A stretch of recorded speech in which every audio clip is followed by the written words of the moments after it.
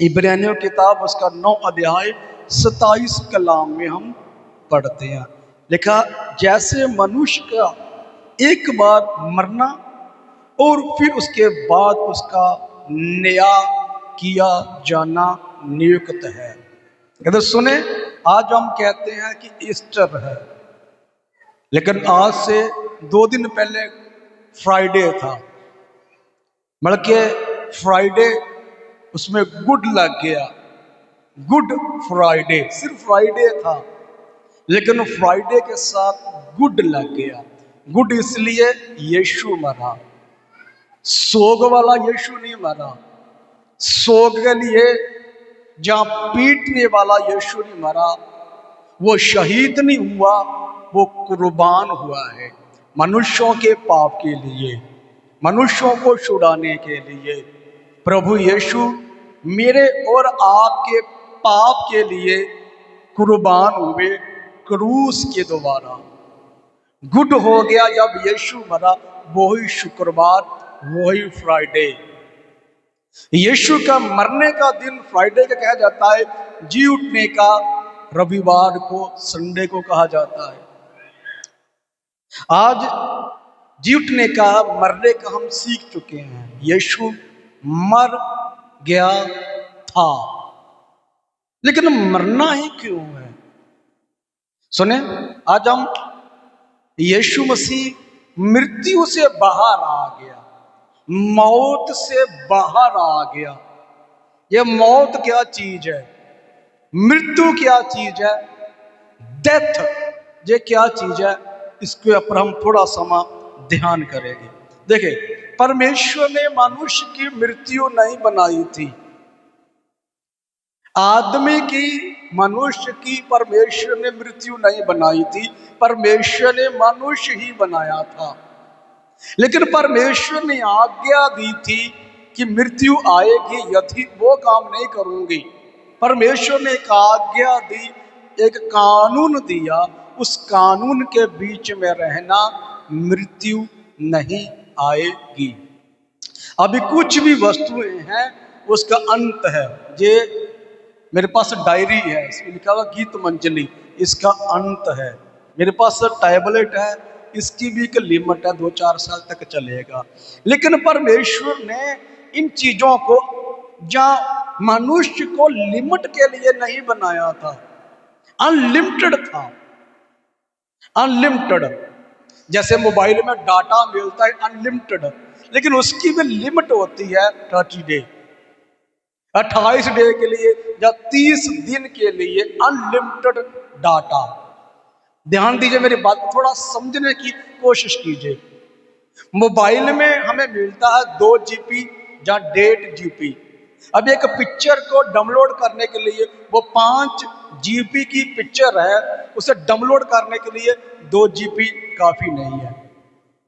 और हमने सारा दिन उसी 2 GB से निकालना है, सारा दिन उसी 2 GB से निकालना है।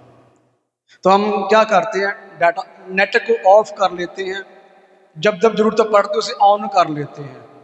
लेकिन जब उसको हमारे घर में या मोबाइल में अनलिमिटेड डाटा हो, तो क्या हम अपने मोबाइल को ऑफ करेंगे, उसके डाटा को ऑफ करेंगे? कभी नहीं।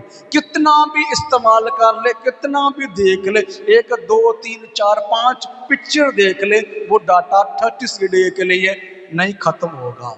क्यों? तो उसकी लिमिट है अनलिमिटेड, अनलिमिटेड है वो। 30 डे के लिए अनलिमिटेड है। 30 दिन के लिए हम झोली भरकर, जी भरकर, मन भरकर, जो भी चाहे, जितना भी चाहे देख सकते हैं। जब ये नहीं था, उस समय किसी कंपनी ने रात 12 बजे से लेकर सुबह 5 बजे तक अनलिमिटेड डाटा दिया था। और जो नौजवान थे जिन्होंने अनलिमिटेड पिक्चर देखनी है, जो भी उल्टा सीधा देखना है, वो रात 12 बजे से लेकर सुबह 5 बजे तक जागते थे। क्यों? क्योंकि अनलिमिटेड डाटा किसी कंपनी वालों ने दिया हुआ था। मैं बात कर रहा हूं अनलिमिटेड की, जिसकी सीमा नहीं है, जिसका अंत नहीं है, जिसका कुछ समाप्ति नहीं है, परंतु हर एक वस्तु की समाप्ति है। ये समाप्ति कहां से आ गई जी? एंड है ना, एंड कहां से आ गया जी? अंत कहां से आ गया जी? आखिर कहां से आ गया? इन चीजों के ऊपर हम ध्यान करेंगे।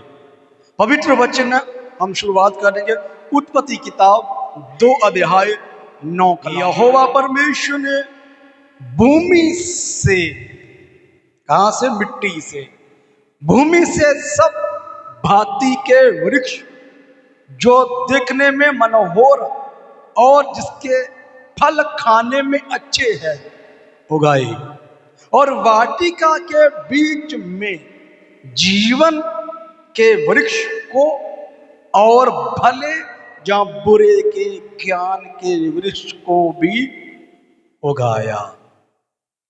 देखिए यहां पर मनुष्य नहीं है, लेकिन जहां पर सब कुछ बढ़िया बढ़िया बढ़िया सुंदर है और खाने के लिए भी अच्छे है। क्या? परमेश्वर ने मिट्टी से निकाला है।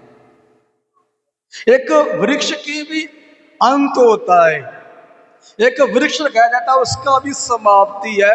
परमेश्वर ने जहां पर लगाया हुआ है उस वृक्ष को 2:17 में लिखा हुआ है, पर भले जहां बुरे के ज्ञान का जो वृक्ष है उसका फल तू कभी ना खाना, क्योंकि जिस दिन तू उसका फल खाएगा उसी दिन अवश्य मर जाएगा।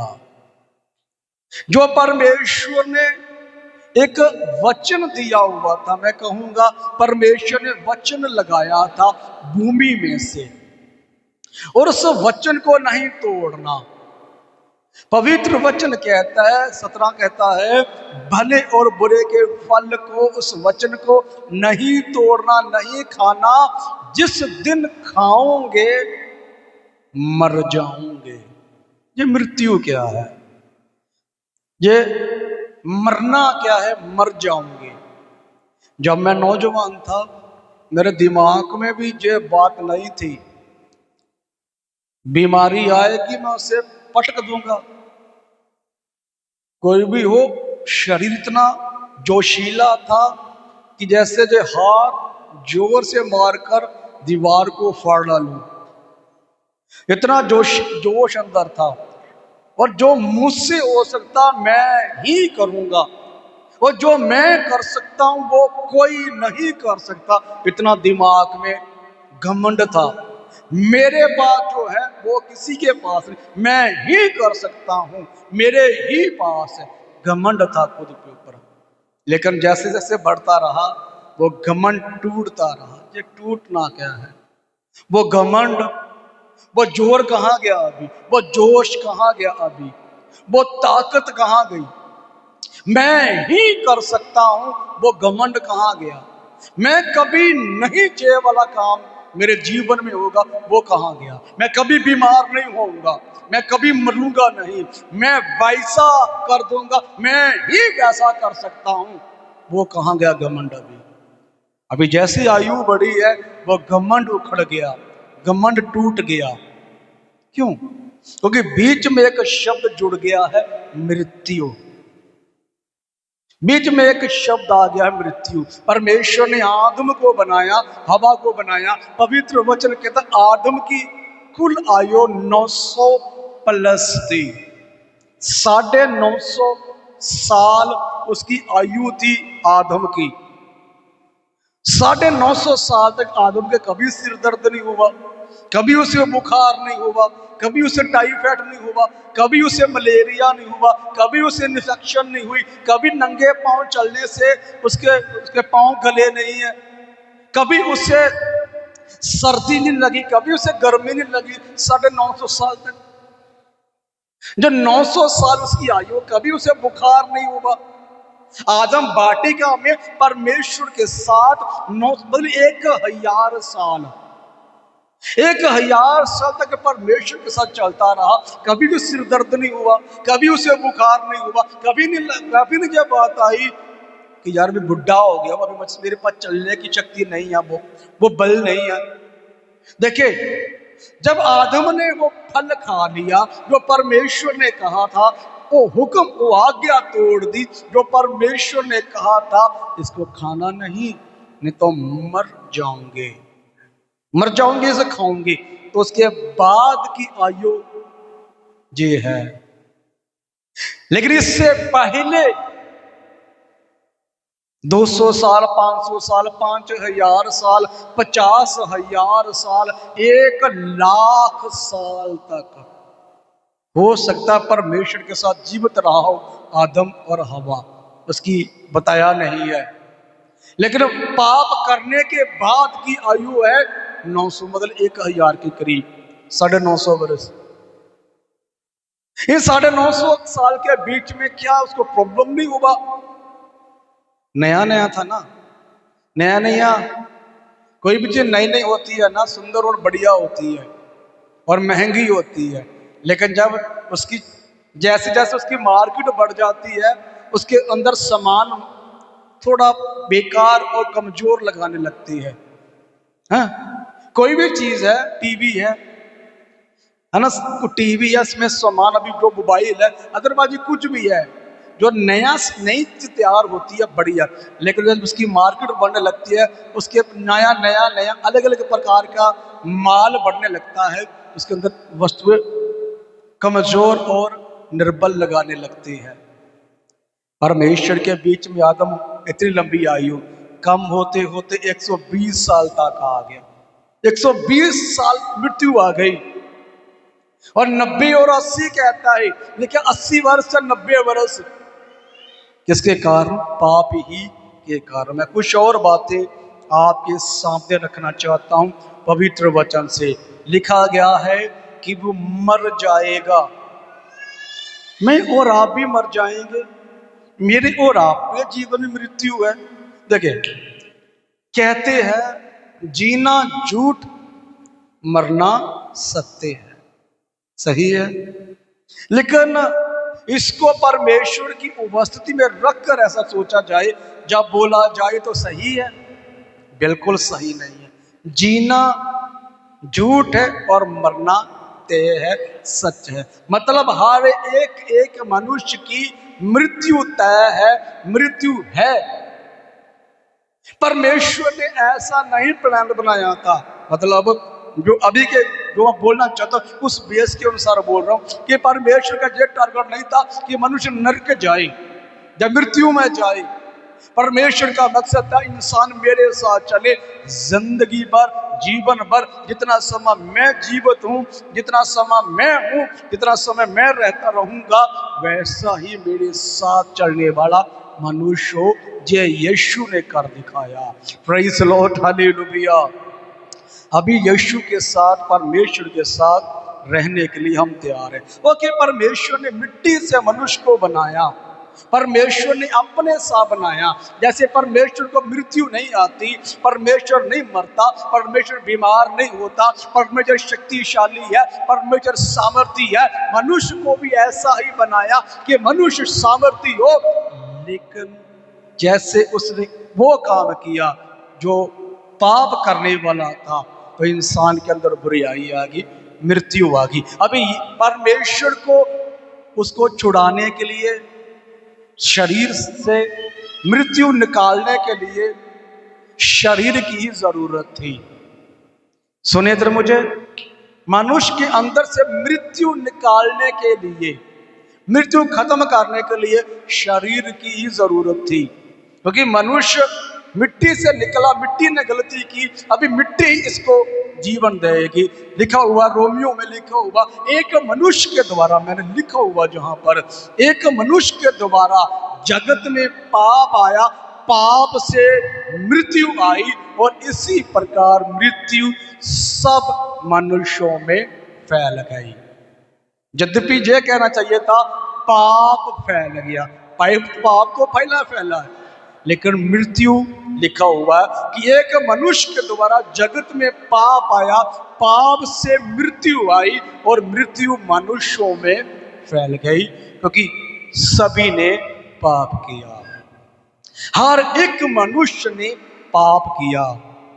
अभी मृत्यु, पौलुस कहता इस अभागे मनुष्य को कौन इस मृत्यु के दर्द से छुड़ाएगा।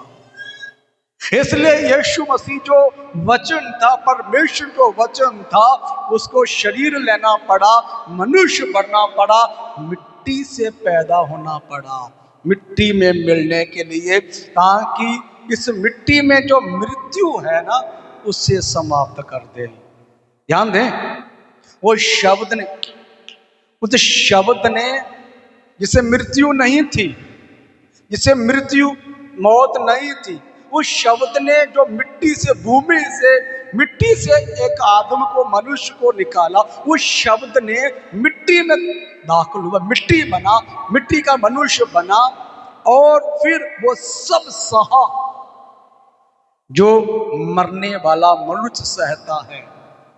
इसलिए यीशु मसीह मनुष्य बना, मनुष्य सा चला, मृत्यु में गया, ताकि मृत्यु को खत्म कर दे। हालेलुया। इतना आसान नहीं है इस बात को समझना जो मैं समझाने की कोशिश कर रहा हूं, क्योंकि हमारे जाहिन में, हमारे सोच में ये पूरी तरह भर चुका है कि मृत्यु तय है, मृत्यु खत्म हो सकती है, मृत्यु पूरी तरह खत्म हो जाएगी। ये जाहिन में बात हमारे नहीं है, क्योंकि हम पूरी तरह परमेश्वर से, परमेश्वर की जीवन से अलग हैं, परमेश्वर के अनंती काल से, परमेश्वर के अनंत काल के जीवन से दूर हैं, अनंत काल की उपस्थिति से जो हमें बदल सकती है उससे दूर है। Praise the Lord, hallelujah.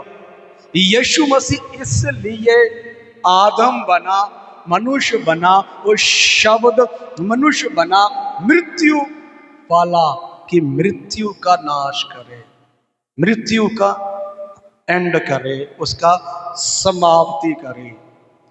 मृत्यु, जो मृत्यु है, मैंने बोला अनलिमिटेड डाटा, अनलिमिटेड मिली। हमें कभी भी ये बात ना आए कि हम समाप्त होने वाले हैं, हम खत्म होने वाले हैं, मेरे पास अभी 70 साल है, अभी मेरे पास 10 साल रह गए, 80 साल की आयु है, मेरे पास 50 साल की आयु है, मेरे पास 30 साल की आयु है, अभी मेरे पास 50 साल की आयु है, ऐसा कर दो, शादी कर लेता हूँ, 20 साल का होगा, बच्चे पैदा कर लेता हूँ, अपनी वंश को, अपनी पीढ़ी को छोड़ने के लिए। मेरा नहीं पता कब मृत्यु आ जाए, इसलिए मैं 50 साल का होऊंगा, चाहे 60-70 साल का होऊंगा, अभी मैं 20 साल का हूँ, 25 साल का हूँ, अभी मैं शादी कर लेता हूँ, शादी कर लेती हूँ, बच्चे पैदा कर दो, ताकि अपने अंश को छोड़ो, मैं तो मर जाने वाला हूँ। लेकिन ये बात दिमाग में रहेगी और हो जाएगा कि हमारा अंत नहीं होगा, यीशु अंत खत्म कर देगा, अंत खत्म कर देगा। अभी हमारे दिमाग में होता है कि हम मर जाएंगे, हमारी आयु 25 साल की हो गई है, अभी 30 साल की है, 40 की आ गई है, 70 की हो गई है, हमारे पास 80 साल 90 साल हो चुकी है, मरने वाले हैं, और वो लक्षण भी मरने वाले होते हैं शरीर में।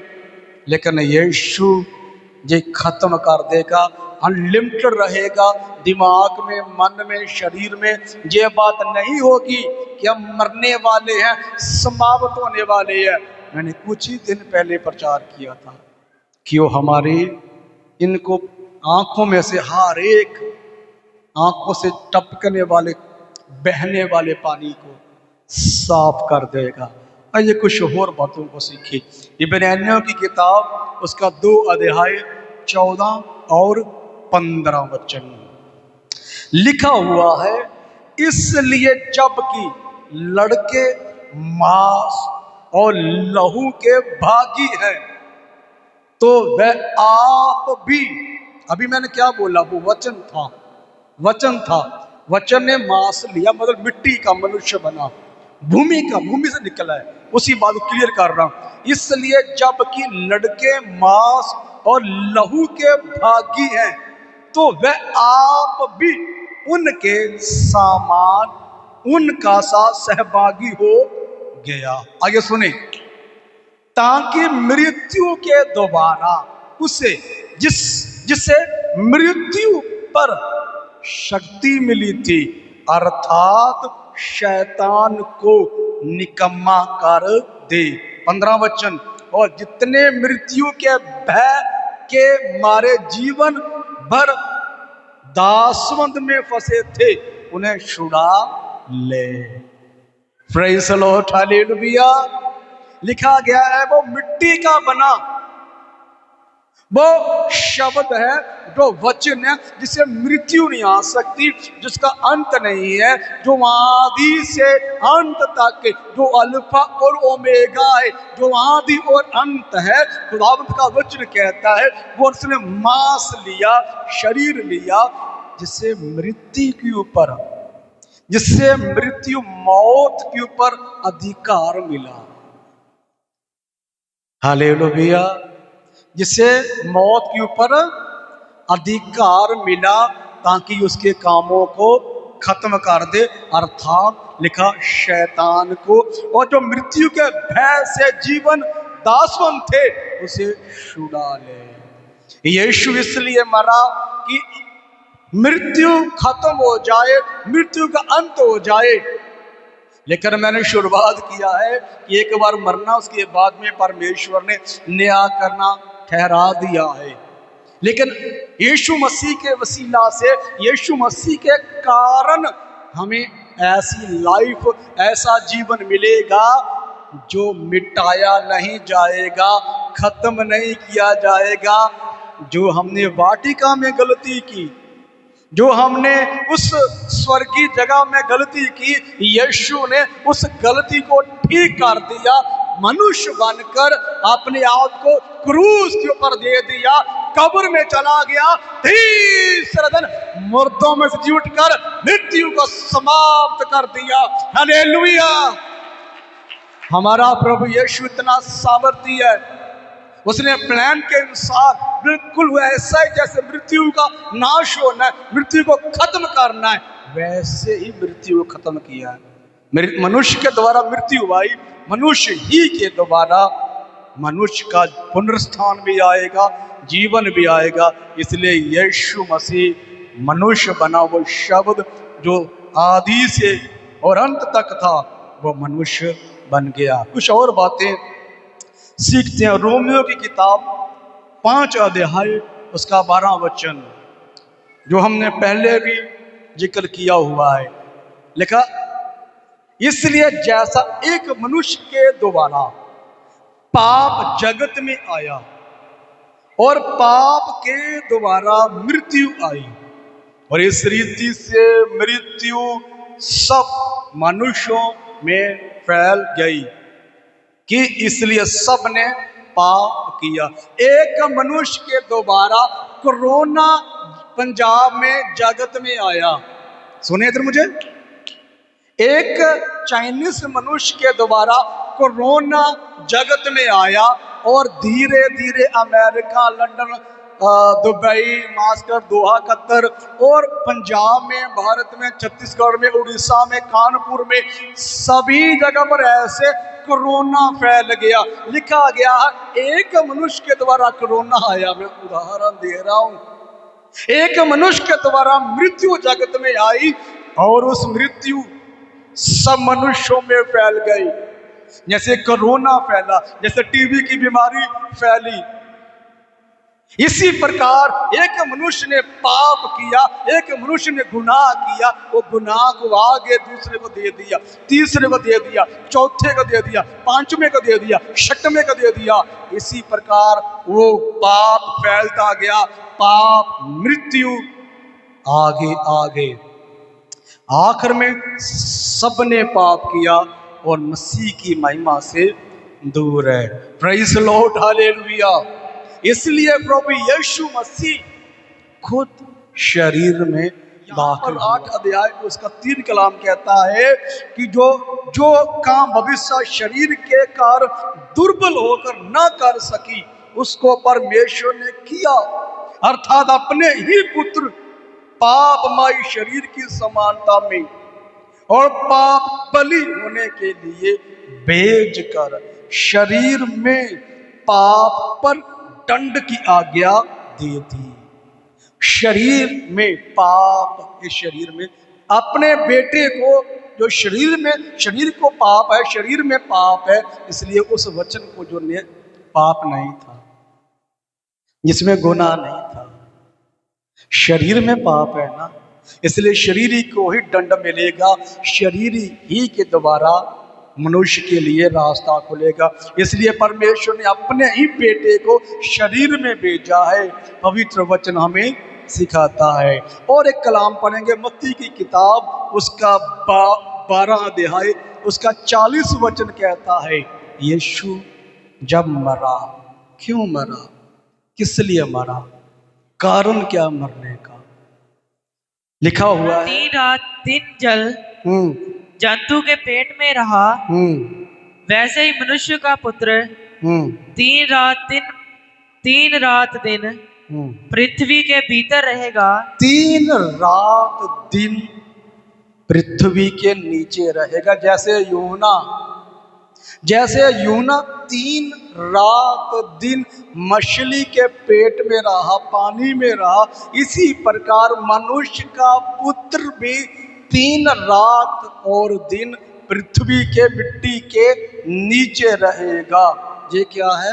भविष्यवाणी। ये क्या है? नबूवत है। जब यीशु मसीह पृथ्वी पर थे और उसी समय जब भविष्यवाणी की हुई, उसने 12 अध्याय में जाकर 26 अध्याय में, 27 अध्याय में जाकर 28 अध्याय में आखिर होता है। लेकिन 12 में कह रहा है कि मनुष्य का पुत्र पृथ्वी के नीचे जाएगा, मरेगा, 3 दिन तक मरा रहेगा, पृथ्वी के नीचे रहेगा। जैसे 3 रात दिन यूना रहा है, इसी प्रकार 3 रात दिन मनुष्य का पुत्र भी पृथ्वी के नीचे रहेगा। हालेलुया, मिलकर हालेलुया। पृथ्वी के नीचे, हाँ जी, मिट्टी के नीचे रह गया वो। 3रे दिन तक रहा, लेकिन 3रा दिन जैसे ही समाप्त होने के लिए था, लेकिन शब्द का दिन, बड़ी भोर को स्वर्ग से स्वर्गदूत उतरे और उसकी कब्र को खोल डाला और जी उठा है। हालेलुया। मतलब वो जी उठा। उसने मृत्यु थी, जो मृत्यु का काम था, जो मृत्यु की ताकत थी, जो जोर था मृत्यु का, समाप्त कर दिया उसने। पवित्र कलाम कहता है। और इसी प्रकार हम उसकी आगे भविष्यवाणी पढ़ते हैं, 20 अध्याय 19 कलाम में भी लिखा गया, और उसको अन्य जातियों के हाथ में सौंपेंगे कि वो उसे ठट्ठों में उड़ाए और कोड़े मारे और क्रूस पर चढ़ाए और वह 3रे दिन जिलाया जाए। हालेलुया। आपको मुझे आस है। देखिए, हम इसी संसार तक, इसी जीवन तक आस रखकर बैठे हुए हैं, इसी जीवन तक। लेकिन अंश के लिए, औलाद के लिए आगे 70 पीढ़ी तक सोचते हैं। मैं आपको बताऊं, जब मेरी ये किडनी डैमेज हो गई थी, और किडनी डैमेज जब होती है ना, 3-4 लक्षण होते हैं। हार्ट की प्रॉब्लम, जैसे हार्ट का अटैक हो रहा है ना, ऐसी प्रॉब्लम होने लगती है। बीपी खुद ही बढ़ता है, खुद ही डाउन होने लगता है, और शरीर से ना चला जाता है ना ही भागा जाता है। बस जैसे व्हील चेयर के ऊपर ना, व्हील चेयर होती है, उसके ऊपर बैठा होता आदमी, ऐसे बैठे रहने के लिए, ना उठने के लिए, ना चलने के लिए, ना कहीं कुछ करने के लिए। ये था, मुझे पता नहीं था कि ये मेरी किडनी की प्रॉब्लम है। लेकिन जब टेस्ट करवाया तो डॉक्टर ने बोला कि तुझे ऐसा लगता है कि हार्ट जैसा मुझे अटैक आ रहा है, और तेरा बीपी बढ़ता है, कम हो जाता है, और कुछ भी सोचता रहता वगैरह वगैरह। जब मुझे पता चला कि मेरी किडनी डैमेज है, तो किडनी एक शरीर में ऐसा अंग है जिसके कारण मनुष्य की मृत्यु होती है। हार्ट, ये हार्ट है, इसके कारण, किडनी के कारण, लीवर के कारण कुछ अंग है जिसके कारण मृत्यु फटाफट होती है, खत्म हो जाता है, और लाखों का करोड़ों का खर्चा है। जैसे मुझे ये पता लगा कि मेरी किडनी प्रॉब्लम है, सबसे पहले मेरे बेटे जोएल की तरफ ध्यान गया, मेरी पत्नी की तरफ ध्यान गया। अरे यार मेरी किडनी डैमेज है, किडनी खराब है, खुदा ना करे मेरी मृत्यु हो जाए, मेरा बेटा कहाँ जाएगा? अरे मेरी गाड़ी की अभी किस्तें नहीं उतरी, मेरी गाड़ी फ्री नहीं हुई, मेरी पत्नी कहाँ से गाड़ी की किस्तें उतारेगी? गाड़ी कंपनी वाले उठा के ले गए तो क्या करेंगे? मेरा बेटा क्या करेगा? उसकी स्कूल की जरूरतें कैसी पूरी होगी? वो कैसे आगे हमने जो दर्शन देखा है उसे पढ़ाने का, आगे कॉलेज में भेजने का वगैरह वगैरह करने, वो कैसे पूरा होगा मेरे? जब मृत्यु दिमाग में आई तो ये सोच आई कि मेरा बेटा क्या करेगा, मेरी पत्नी क्या करेगी, मेरा छोटा भाई वो कुंवारा है, वो देश में है, वो क्या करेगा, उसकी शादी की जिम्मेवारी मेरे सिर पर है, वो क्या कर। ये सब बातें दिमाग में है। मेरे पास घर नहीं है, मेरे पास चर्च नहीं है, मैं क्या करूंगा? मेरे पास जमीन नहीं। कब?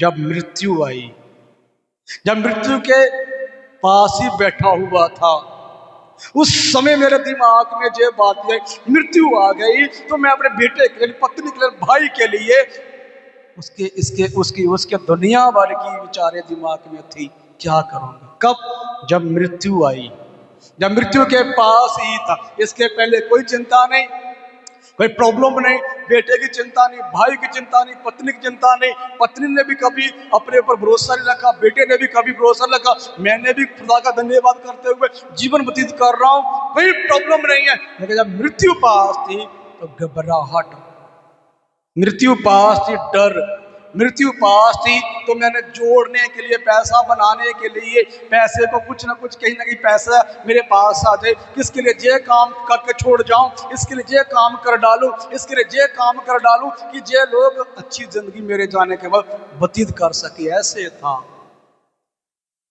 मेरे पास कोई उम्मीद नहीं थी। लेकिन जब मैंने देखा कि मैं तो खुदावंद का दास हूं, परमेश्वर का दास हूं, मेरे अंदर जो विचार आएगा, मेरे अंदर जो विचार आ रहे हैं, यदि मेरे अंदर जो विचार नेगेटिव आ रहे हैं तो जो सिर्फ सिर्फ सिर्फ संसार ही का है, संसार ही का है, उसका क्या बनता होगा?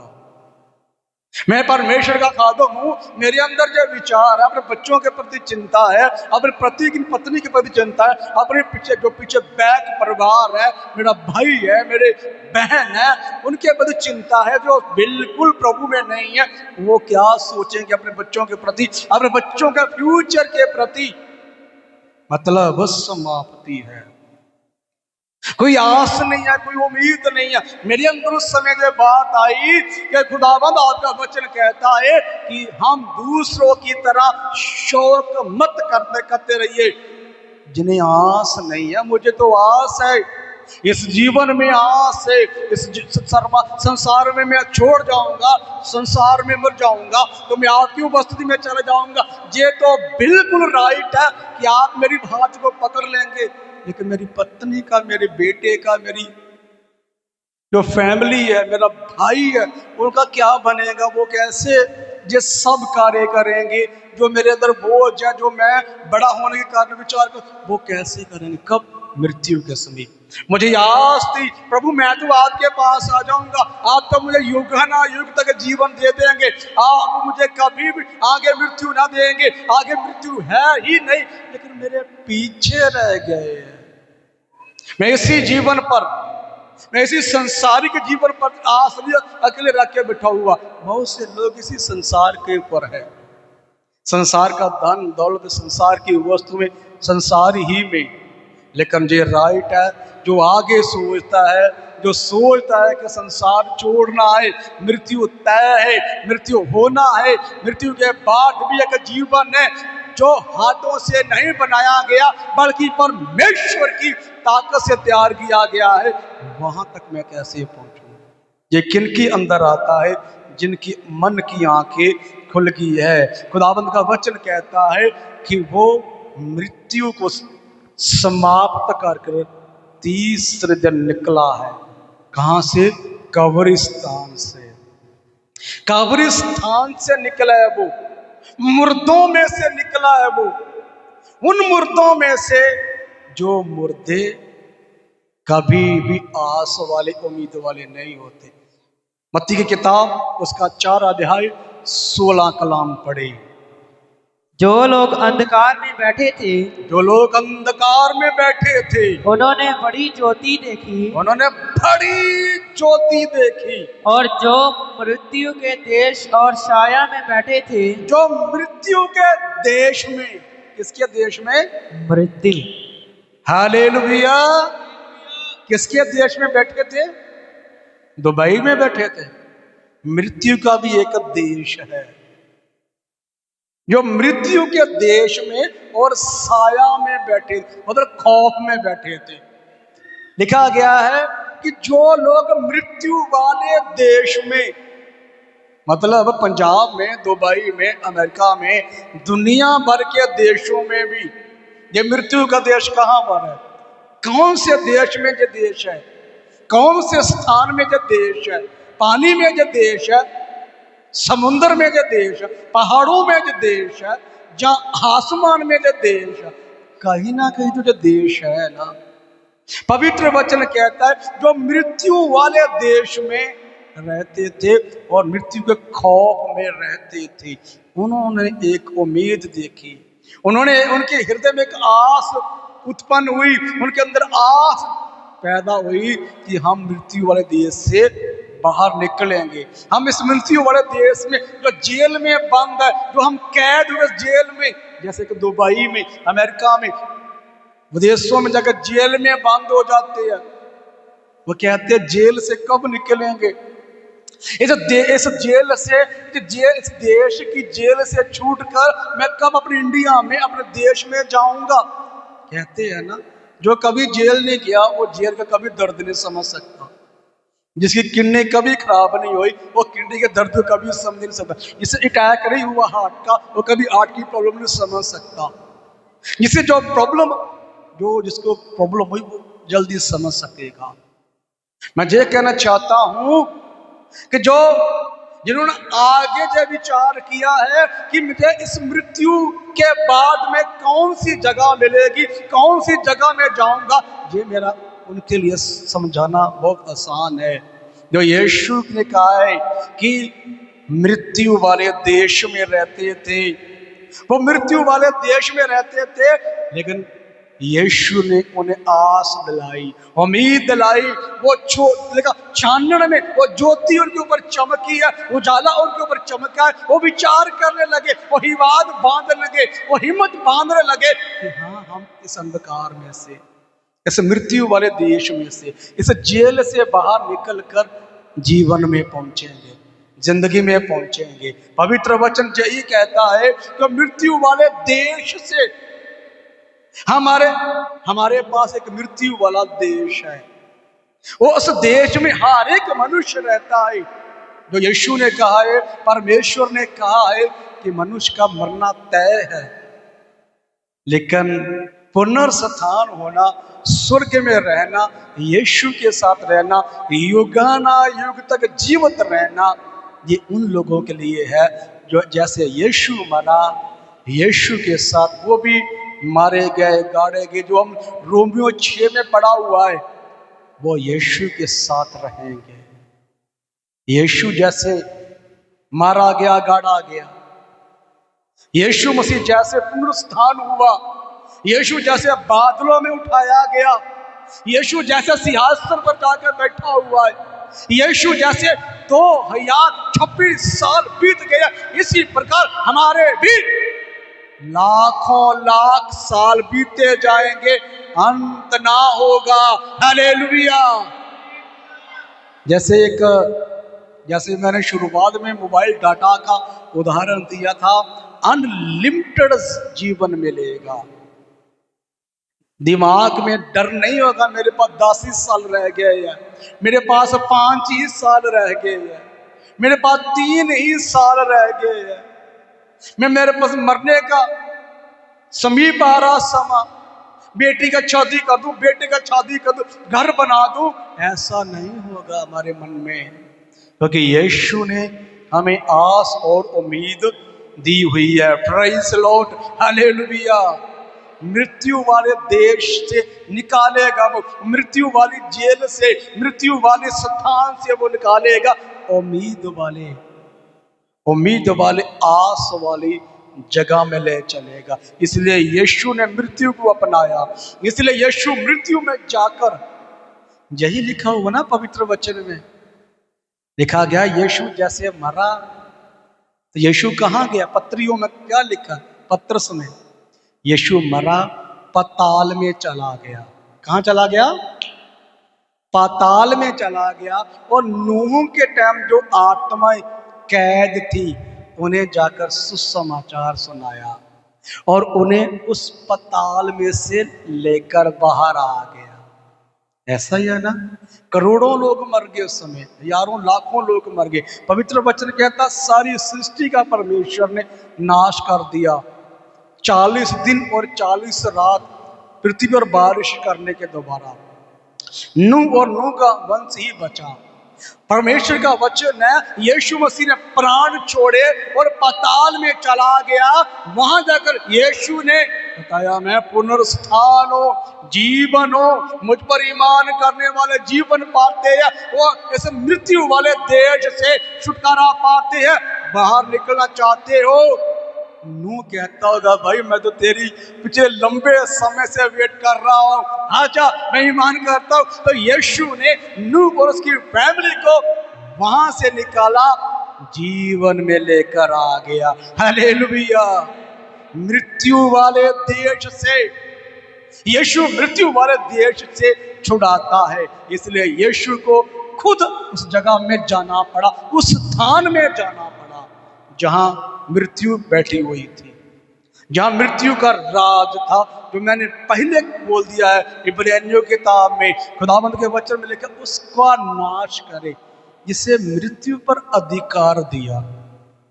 इसे मृत्यु पर अधिकार था, उसका यीशु ने नाश करने के लिए परमेश्वर मनुष्य बना, वचन मनुष्य बना, मिट्टी का बना, मिट्टी में मिलने के लिए, ताकि मिट्टी को जीवन पुनरुत्थान प्राप्त हो। हालेलुया। आइए कुछ और कलामों को ध्यान करें। मैं समझाने की कोशिश कर रहा हूँ ये बात कि मृत्यु भी एक वस्तु है। जैसे किडनी खराब होती है, हार्ट खराब होता है, बंदा इंसान फेस खराब होता है, उसका शरीर खराब होता है, अंग खराब होता है। मृत्यु भी एक ऐसी बीमारी है, मृत्यु भी एक ऐसी ही प्रॉब्लम है। मृत्यु भी एक सदीपक काल तक रहने वाली वस्तु नहीं है। इसका भी यीशु अंत करेगा। जैसे यीशु एक बीमारी का अंत कर देता है, 38 साल तक उस अधरंगी ने वेट किया यीशु का। जो यूहन्ना के सुसमाचार 5 अध्याय में यीशु कहता ठीक होना चाहता है, कहता प्रभु मेरे पास कोई नहीं है कि पानी को हिलाया जाए तो मैं पानी में उतर जाऊं। पवित्र वचन कहता है यीशु ने कहा उठ, अपना बिस्तर उठा, चला जा। उसका कोढ़ ठीक हो गया। फिर हम पिछले दिनों में सीख रहे थे कि तू चाहे तो मुझे शुद्ध कर सकता है। मैं क्या कहना चाहता हूं, इसी प्रकार जैसे कोढ़ की बीमारी है, जैसे का द्रंग की बीमारी है, जैसे का लकवे की बीमारी है, जैसे का दुनियावी बीमारी है, यीशु के पास आने से कैंसर की बीमारी, टीबी की बीमारी, एड्स की बीमारी चली जाती है। ये मृत्यु की बीमारी, मृत्यु भी यीशु हमसे दूर कर देगा। हालेलुया। मृत्यु भी हमसे अलग कर देगा। बस ये है कि मृत्यु वाले देश से बाहर आने की जरूरत है, उस मृत्यु वाली जगह से बाहर आने की, उस जेल से बाहर आने की जरूरत है जो मृत्यु वाली जेल है। यूहन्ना का सुसमाचार 10 अध्याय 17 और 18 लिखा, पिता इसलिए मुझसे प्रेम रखता है कि मैं अपना प्राण देता हूं कि उसे फिर ले लूं। कोई उसे मुझसे छीन नहीं सकता, वरन मैं उसे आप ही देता हूं। मुझे उसको देने का अधिकार है और उसे फिर लेने का भी अधिकार है। हालेलुया। मिलकर हालेलुया। मेरा पिता मुझसे इसलिए प्रेम करता है कि मैं अपना प्राण देता हूं। प्राण मतलब अपना लहू देता हूं पृथ्वी पर। क्योंकि लिखा गया है ना पुराने नियम में कि बछड़े और बकरों के लहू से मनुष्य की पाप की माफी होती थी।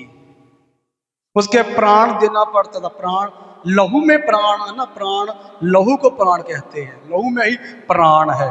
यीशु प्राण जहाँ कहता है। पुराने समय में बड़े की कुर्बानी देते थे, छोटा बछड़ा, बड़ा पशु, उससे बड़ा पाप बड़ा, उससे बड़ी कुर्बानी लेके जाए अपने पापों के। पवित्र वचन है, हम देखते हैं प्रभु के महान वचन में, जब पादरी के पास वो बछड़ा, लीला जब कुछ भी लेकर आते थे तो पादरी क्या करता था, कहता था अपने दोनों हाथों को ऐसे रखो, इस पशु के सिर पर ऐसे रखो। वो पादरी सब आसमान की ओर देख के प्रार्थना करता है, और जो भी मनुष्य ने पाप किया है, जो मनुष्य के अंदर पाप होता है, उस पशु के अंदर पाप आ जाते हैं। उसके सिर पर हाथ रखने से पाप इसमें आगे इसको काटते हैं और इसको कुर्बान करते हैं, इसको उसकी जगह पर कुर्बान कर देते हैं। मेरे और आपके लिए यीशु बड़ा बना। एक ही बार जो हम अलग अलग कर बेटी लेके जाते थे अपने पापों की क्षमा के लिए, यीशु एक ही बार बन गया, वो बड़ा बन गया, वो मेमना बन गया। वो कहता है कि मेरा प्राण लेने का किसी को अधिकार नहीं, कोई मेरा प्राण नहीं ले सकता, कोई मेरी जान अपनी जान आप देता हूं, फिर आप ही वापस लेता हूं। हालेलुया। यहां पर वो नहीं बैठा हुआ, क्या बोलते उसे, थोड़ा बोलिए, धर्मराज। नबी बोलना धर्मराज। धर्मराज थे नहीं बैठा प्राण जान लेने वास्ते कि यीशु की जान धर्मराज ने ले ली है। धर्मराज, अरे धर्मराज यीशु ही है। पवित्र वचन कहता है मेरी जान कोई नहीं ले सकता, मैं अपनी जान आप ही देता हूं, खुद फिर आप ही तीसरे दिन मुर्दों में से जान लेता हूं। Praise God, hallelujah. मेरे और आपके प्रभु यीशु के पास ये अधिकार है। यीशु की जान शैतान नहीं ले सकता था। यीशु मसीह ने अपनी जान आप दी अपने समय से। कहता है कि वो समय आता है, देखा उसका समय है, लेकिन उसका अधिकार मेरे ऊपर नहीं है। शैतान को कहा उसने, उसका टाइम अभी है, उसका समय अभी है, लेकिन उसका जोर मेरे ऊपर नहीं है। मैं अपनी आप मृत्यु मर रहा हूं। ऐसा लिखो हम जब सुसमाचारों में पढ़ते हैं। यीशु मृत्यु को अंत करने के लिए जगत में आया। जैसे एक बीमारी होती है, मैं उदाहरण दे रहा हूं, उसे 38 साल तक उसके सब्र किया। कितना लंबा समय, किसी को 2 साल तक बीमारी में रहना पड़ता, किसी को 5 साल तक, किसी को 15 साल तक। इस आदमी को 38 साल तक रोगी रहना पड़ा। एक आदमी को कितना समय तक मृत्यु के खौफ में रहना पड़ता है, 70 साल 80 साल तक। यीशु छुड़ा लेगा, अपने पास रख लेगा जहां पर वो आप रहता है, मृत्यु का अंत कर देगा, खत्म कर देगा। लेकिन ये है कि अंदर उम्मीद होनी चाहिए, जिसने रहना है ना उसको तैयार होना चाहिए। मिट्टी है, मिट्टी में मिल जाना है। इस शरीर ने मिट्टी है, मिट्टी में मिल जाना है, लेकिन परमात्मा ने के अंदर ऐसी आत्मा दी है, भगवान ने नहीं, परमात्मा ने एक ऐसी इसके अंदर आत्मा दी है जो युगानुयुग तक जीव होता है। यीशु उसके लिए मारा गया, गाड़ा गया, तीसरे दिन मुर्दों में से जी उठा है। हालेलुया। कि वो आत्मा यीशु के साथ रहे। यीशु मसीह आत्मा को जो उसने रचा था अपने, लिखा हुआ ना, जो हमने शुरुआत में ध्यान किया कि परमेश्वर ने श्वास फूंक दिया मिट्टी में। मैंने इस कलाम को लिखा हुआ यहाँ पर कि परमेश्वर ने श्वास फूंक दिया उस मिट्टी में, मिट्टी जीवित प्राणी बन गई, मिट्टी आदम बन गया, मनुष्य बन गया वो मिट्टी। फिर परमेश्वर उस मिट्टी को आदम कहा, उसे फिर एक औरत तैयार की, फिर उसे वाटिका में रखा, वे पापी हो गया। एक और कलाम ध्यान करेंगे, पहला कुरिन्थियों की किताब 15 अध्याय 24 से लेकर 26 तक बहुत ध्यान से सुनना। इसके बाद अंत होगा, उस समय वह सारी प्रधानता और सारा अधिकार और सामर्थ का अंत करके राज को परमेश्वर पिता के हाथ में सौंप देगा। कौन? प्रभु यीशु। जब तक वह अपने वैरियों को अपने पांव तले ना ले आए, तब तक उसका राज करना अवश्य है। ध्यान से, सबसे अंतिम वैरी जो नाश किया जाएगा वह मृत्यु है। सबसे अंतिम वैरी, अंतिम शत्रु जो नाश किया जाएगा शैतान नहीं है, बीमारी नहीं है, मृत्यु लिखा हुआ है। लेकिन उस समय परमेश्वर सारा अधिकार, सारा प्रधानता, सारी सामर्थ पिता परमेश्वर को सौंप देगा। पिता परमेश्वर उस समय तक उसे राज करने के लिए दिया हुआ है जब तक अपने शत्रुओं को, अपने दुश्मनों को अपने पांव तले ना ले आए। परमेश्वर उस समय तक यीशु को राज करने के लिए अधिकार दिया। जब तक वो सारा कुछ पांव तले आ जाएगा, यीशु के पांव तले आ जाएगा, फिर सारी सामर्थ, सारा अधिकार, सारा कुछ पैक करके पिता परमेश्वर की आगे रख देगा। लिखा अंत में सबसे अंतिम वैरी है ना। हमारा वैरी कौन है? शैतान। हमारा वैरी कौन है? बीमारी।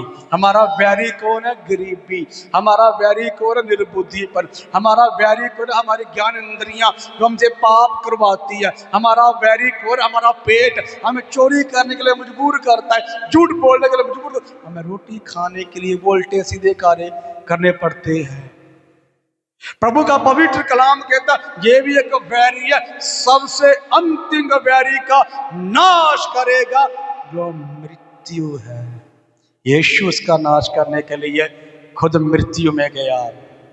फिर दूसरा तीमुथियुस किताब 1 अध्याय 10 वचन कहता है, पर अब हमारे उद्धारकर्ता मसीह यीशु के प्रकट होने के द्वारा प्रकाश हुआ, जिसने मृत्यु का नाश किया और जीवन और अमरता को उस सुसमाचार के द्वारा प्रकाश कर दिया है। हालेलुया। हमारे पिता परमेश्वर प्रभु यीशु का धन्यवाद, जिसने मृत्यु का नाश कर दिया, पापियों का नाश कर दिया। अभी ये वाला देश धर्मियों का देश है, ऐसा कह सकते हैं।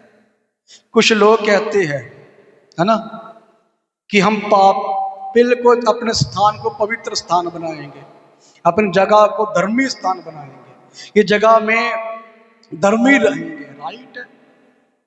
राइट नहीं है, सही नहीं है। प्रभु का वचन है, यीशु ने मृत्यु का नाश कर डाला, मृत्यु खत्म होगी। अभी यीशु का वचन कहता, मैंने जहां पर दर्ज किया हुआ है, लेकिन आदम से लेकर मूसा तक मृत्यु ने राज किया। फिर भविष्यता आ गई, जो भविष्यता को मानेगा वो भविष्यता के कारण जीवित रहेगा। फिर यीशु आ गया, यीशु ने कहा मेरे ऊपर विश्वास करने से, मेरे पीछे पीछे चलने से, मेरी आराधना करने से, मेरी भक्ति करने से, मेरे बीच में चलने से जीवन पाओगे, बेहद का जीवन पाओगे। हालेलुया। यीशु यही कहता है, और यीशु ने अमरता को पहन लिया है। पौलुस कहता मेरे सुसमाचार के द्वारा प्रकाशमान कर दिया है। यही बात यशायाह किताब में 8 अध्याय में पढ़ते हैं, वह मृत्यु को सदा के लिए नाश करेगा, और प्रभु यहोवा सबों के मुख पर से आंसुओं को पोंछ डालेगा, और अपनी प्रजा की नामधराई पृथ्वी पर से दूर करेगा, क्योंकि यहोवा ने ऐसा ही कहा है। उनकी नामधराई, उनकी बेइज्जती खत्म कर देगा। हालेलुया, मिलकर हालेलुया। पवित्र वचन कहता है परमेश्वर समाप्त कर देगा मृत्यु का और अपनी प्रजा की बदनामी को, अपनी प्रजा के दर्द को खत्म कर डालेगा। मैंने बोला हुआ है कि जैसे बदनामी, यहां पर बदनामी जो शब्द है ना, बेइज्जती जो है, दुख को दूर करना है ना। अभी हमारा दुख क्या है? किसके घर में कलेश है, किसी के दारू बेचता, कोई चिट्टा बेचता, कोई किसकी बेटा भाग गया, कोई कैसे कोई कत्ल कर दिया, वैसी बदनामी देखते हैं, वैसी बेइज्जती देखते हैं। ये ऐसे बच्चे काम कर, तब उनका शर्मिंदा होता मुंह, वो ऐसे कामों की शर्मिंदगी करते। लेकिन स्पिरिचुअल में शैतान क्या कहता था? हे यहोवा, हे परमेश्वर, देख तेरी प्रजा जिसको तूने बनाया है। शैतान यीशु को, परमेश्वर को कहता होगा, हे परमेश्वर, तूने इस मनुष्य को बनाया इस मिट्टी से, अपनी सामर्थ्य से, अपनी आत्मा दी, लेकिन मैंने इसे मृत्यु दी, मृत्यु के देकर गंदगी भर दी। देख मेरे साथ नरक में जाएंगे, यहाँ मैं रहूंगा, मैं नरक में हूं, ये मेरे साथ नरक में जाएंगे। यीशु को, परमेश्वर को शैतान इस प्रकार शर्मिंदा करता होगा, परमेश्वर इस प्रकार से अपने अंदर फीलिंग करता होगा। इसलिए कहता है कि अपनी प्रजा की नामधराई को खत्म कर देगा, बेइज्जती खत्म कर देगा। जैसे शरीर के लोग शरीर कामों से बेइज्जती महसूस करते हैं, आत्मिक लोग आत्मिक वस्तुओं से शर्मिंदगी और बेइज्जती महसूस करते हैं। मैं जल्दी जा रहा हूं, छोड़ रहे हैं हम। लूका की किताब में जो 24 अध्याय में लिखा हुआ है कि तुम जीवत को, मैं समाप्त कर रहा हूं, समाप्त की ओर बढ़ रहा हूं, तुम जीवत को मुर्दों में से क्यों ढूंढती? ऐसा ही लिखा हुआ है ना। परंतु सप्ताह के पहले दिन बड़ी भोर को वो सुगंधित वस्तुओं को जो उन्होंने तैयार की थी लेकर कब्र पर आई, और उन्होंने पत्थर को कब्र पर से लुटका हुआ पाया, और भीतर जाकर प्रभु यीशु की लोथ ना पाई। जब इस बात से वो चकित हो रही थी तो देखो, दो पुरुष झलकते वस्त्र पहने हुए उनके पास आ खड़े हुए। जब वो डर गई और पृथ्वी की ओर मुंह झुकाए हुए खड़ी रही, तो उन्होंने उनसे कहा, तुम जीवते को मरे हुओं में से क्यों ढूंढती हो? वह यहाँ नहीं परंतु जी उठा है। स्मरण करो कि उसने गलील में रहते हुए तुमसे कहा था कि अवश्य कि मनुष्य का पुत्र पापियों के हाथ में पकड़वाया जाएगा और क्रूस पर चढ़ाया जाएगा और तीसरे दिन मुर्दों में से जी उठेगा। हालेलुया। तुम जीवित को क्यों ढूंढती हो अंधकार वाले देश में? अंधकार वाले देश में, ज्योति वाले देश में ढूंढो। जो कि हमने पढ़ा, मत्ती की किताब में पढ़ा हुआ है, उसका खुदावंद कलाम पढ़ा। मत्ती की किताब जब अपने 4 अध्याय 16 में ध्यान किया है कि जो अंधकार में बैठे हुए थे उन्होंने बड़ी ज्योति देखी, और जो मृत्यु के देश और छाया में बैठे हुए थे उन पर बड़ी ज्योति चमकी। यीशु को क्यों मृत्यु वाले देश में ढूंढ रहे हो? क्यों कब्रिस्तान में ढूंढ रहे हो? क्यों मुर्दा घर से ढूंढ रहे हो? क्यों अंधकार में ढूंढ रहे हो? यीशु तो ज्योति है, ज्योति में मिलेगा। हालेलुया, मिलकर हालेलुया। यीशु जी उठा है मृत्यु का अंत कर।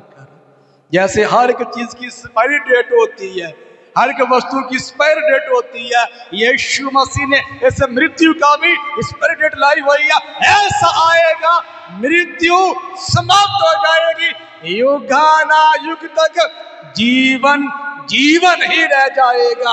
हालेलुया। मैं और आप उस देश में वास करेंगे मैं और आप उस देश में रहेंगे, यहाँ मृत्यु ना होगी, यहाँ कोई दुख ना होगा। उस कलाम को पढ़िए, एक मिनट इसको क्लियर करने दीजिए। मैं मर गया था, अब देख मैं युगानुयुग तक जीवित हूं, और मृत्यु और अंधलोक की कुंजियां मेरे ही पास हैं। मैं मर गया था, अब मैं जीवित हूं, और युगानुयुग तक जीवित हूं। मृत्यु और अंधलोक की, नरक भेजने की, किसी को भी मार डालने की, उसमें सांस डालने की, सांस निकालने की कुंजियां मेरे ही पास है। किसी को भी समाप्त कर देने वाली, किसी का भी नाश कर देने के लिए, किसी को ऊंचा कर देने के लिए वो अधिकार, वो कुंजियां मेरे ही पास है। पवित्र वचन कहता है, हम ये वचन बहुत सी बातों में, तो ढेर बार वचन लिखा हुआ, जो कि पहला कुरिन्थियों 15 अध्याय में लिखा हुआ है कि अमरता को पहन लेगा, मृत्यु को निकल गई है जय। 50 लिखा हो गया 50 वचन में, 54 में लिखा हुआ, 55 तक हम पढ़ते हैं कि मृत्यु को जय ने निकल लिया। आखिर में पढ़ते हैं प्रकाश का वाक्य 21 अध्याय उसका 4 वचन, और वह उनकी आंखों से सब आंसुओं को पोंछ डालेगा, और इनके बाद मृत्यु ना रहेगी, ना शोक, ना विरलाप, ना पीड़ा रहेगी, पहली बातें जाती रहे। इनके बाद ना दर्द, ना पीड़ाएं रहेगी, ना इनके बाद कोई शोकित होगा, परेशान होगा। सब आंसुओं को यीशु पोंछ डालेगा। फिर आत्मा ना रोएगी, किसी कोई परेशानी को दुखी नहीं होगा। स्वर्ग में युगानुयुग तक यीशु के साथ रहेंगे। 8 कलाम कहता, पर डरपोकों और अविश्वासियों और घिनौने और हत्यारे और व्यभिचारी और टूणा करने वाले और मूर्ति पूजकों और सब झूठों का भाग उस झील में मिलेगा, जो आग और गंधक से जलती रहती है। ध्यान से सुनिए, ये दूसरी मृत्यु है। ये कौन सी मृत्यु है? दूसरी मृत्यु है, दूसरा जीवन है, जो यीशु मसीह ने यूहन्ना की प्रति सुसमाचार 3 अध्याय में कहा है कि जब तक एक इंसान दोबारा जन्म ना ले, वो कभी स्वर्ग राज में प्रवेश नहीं कर सकता। तो वहां पर कहता है निकोदेमस कि क्या मनुष्य बूढ़ा होकर अपनी माँ की गर्भ में दोबारा जन्म ले? तो यीशु कहता, जन और आत्मा से जन्म लोगे तभी ये संभव है कि तुम जीवन को देख पाओगे, जल और आत्मा से। इसलिए आत्मिक इंसान, यीशु पर ईमान करने वाला इंसान 2 बारी जन्म लेता है, एक बार मरेगा। लेकिन यीशु पर ईमान करने वाला इंसान एक बार जन्म लेता है, 2 बार मरेगा। यीशु पर ईमान करें, एक ही मृत्यु आएगी युगानुयुग तक। जो यीशु ने मृत्यु का नाश कर दिया है, उस स्वर्ग में, उस घर में रहेंगे जो यीशु ने तैयार कर लिया है। यीशु ने मृत्यु का अंत कर दिया है, यीशु ने मौत को समाप्त कर दिया। मुझे और आपको जीवित रहने की जरूरत है, युगानुयुग तक जीवित रहने की जरूरत है। 70 और 80 साल में तक ना उम्मीद रखें प्रियो, ये रोना और कुर्लाना है। ये 70-80 साल की जिंदगी में भी हम संतुष्ट नहीं है, हम आशीष नहीं है, हम खुश नहीं है, हम वो चीजें, वो वस्तुएं नहीं देख पाते जो आंख ने, जो परमेश्वर ने अपने लोगों के लिए तैयार की हुई है। आंख ने नहीं देखी, कान ने नहीं सुना, मन में नहीं पुजा, परमेश्वर ने तैयार की हुई है। स्वर्गीय दौड़े मसीह में पुनरुत्थान को प्राप्त करें। मैंने इतने सारे वचन इधर उधर से लेकर बाइबल में से समझाने की कोशिश की है कि यीशु ने मृत्यु का अंत कर दिया। मृत्यु एक बुरी वस्तु है। जैसे हर एक चीज की एक्सपायरी डेट होती है, उस दूध की एक्सपायरी डेट है, दही की, जैसे दवाई लाते हैं, एक गोली लाते हैं, मेडिसिन लाते हैं, मेडिसिन के बीच में भी उसकी एक्सपायरी डेट होती है। मृत्यु को भी एक्सपायरी डेट है। यीशु ने उस एक्सपायरी डेट का समाप्त कर दिया। यीशु ने युगाना युग तक जीवित रखने के लिए अपने पास युद्ध कर जीत गया। वो युद्ध खत्म कर दिया शैतान से, वो कुंजियां छीन ली है। जो हम पढ़ चुके हैं कि जो मैं मर चुका था, अभी मैं युगाना युग तक जीवित हूँ। मृत्यु और अंधलोक की कुंजियां मेरे पास है। अपनी आंखों को बंद करिए। यदि आपके घर में, आपके मन में जो बात उपजी है कि मैं तो सचमुच थोड़े ही समय से हूँ, लेकिन पुनरुत्थान के बाद युगांत तक जीवन है, उसके लिए हम प्रार्थना कर सकते हैं। पवित्र प्रभु जी बोया गया वचन पिता हृदय में गहरा असर करने दे, ईमान बढ़ने दे कि यीशु ने मृत्यु का अंत कर दिया है, मृत्यु को वो समाप्त कर दिया है। और प्रभु यीशु ने जय पाली है, विजय पाली है। अभी हम यीशु में विजय है, यीशु के ऊपर डिपेंड होंगे। यीशु जहाँ पर रहता है वहाँ पर हम भी रह सकते हैं। हमारी प्रार्थना है पवित्र पिता, हम उस मृत्यु वाले देश से छूट कर यीशु के पास, यीशु के ज्योति वाले घर में रहना चाहते हैं। पिता दया कीजिए, बड़ी आशीष दीजिए पिता। धन्यवाद पिता हमारी प्रार्थना और विनती को सुनने के लिए। मसीह यीशु का नाम लेकर मांगते और पाते हैं।